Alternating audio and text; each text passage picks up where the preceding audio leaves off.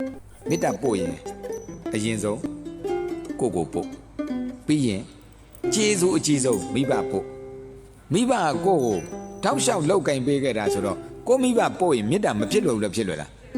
ဖြစ်လွယ်တယ်နော်ပြီးတော့မှကိုကိုစောင့်ရှောက်ထိမ့်သိမ့်တဲ့ကျေးဇူးရှင်တွေမေတ္တာပို့ဖြစ်လွယ်တယ်ဘာဖြစ်ကိုပေါ်ကောင်းထားတော့မေတ္တာဖြစ်လွယ်တယ်လို့ပြောတာပြီးတော့မှအပြင်ဘက်ကိုတတ္တဝါအားလုံးကိုဖြန့်ကျက်ပို့ရှေ့ကဖြစ်လာတဲ့မေတ္တာအရှိန်နဲ့နောက်လူတွေပါပို့လို့ရသွားတယ်လို့ပြောတာအဲ့တော့တိမ်နဲ့အတွင်းမှာမေတ္တာဟာကျိန်းတည်ထားနိုင်တယ်ဘာဖြစ်လို့လဲသူ့ကျေးဇူးကိုကျေးဇူးအပြန်အလှန်မရှိကြဘူးလဲရှိကြတယ်ရှိကြတဲ့အတွက်မေတ္တာဖြစ်လွယ်လို့အိမ်တွင်းပြင်မစိုးလို့နာမည်ပေးတာလေအိမ်တွင်းကနေစပွားပါလို့ပြောတာအိမ်တွင်းမှာပဲပွားပါလို့ပြောတာမဟုတ်ဘူးနော်အိမ်တွင်းကနေစပွားပါအပြင်ပဲအောင်ကနောက်ကရုဏာ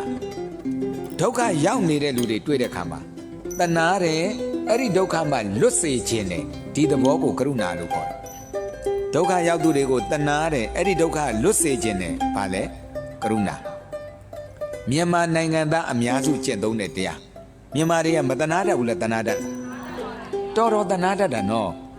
ဘယ်နေရာဘာဖြစ်တဲ့ဆိုဒီကပရိဒတ်အဖွဲ့တွေကသွားခြင်းနေပြီရေကြီးတယ်ဆိုရင်ဟာရွာလုံးကျွတ်မြုပ်တဲ့မြို့လုံးကျွတ်မြုပ်တဲ့ဆိုရင်လေဟာဒုက္ခတွေတော့ရောက်ကုန်ပြီသွားကြအောင်မပရိဒတ်တစ်ဖွဲ့ကကျွတ်သွားမယ်ဟေ့ပြောလိုက်တာနဲ့ဟဲ့ငါတို့ကအဝတ်လူမယ်ငါတို့ကပိုက်ဆံလူလိုက်မယ်ငါတို့ကအစားအသောက်လူလိုက်မယ်အဲ့ဒါတွေကဟိုမှာဒုက္ခရောက်နေလို့တနာပြီးဒုက္ခကလွတ်အောင်စောင့်ရှောက်တာ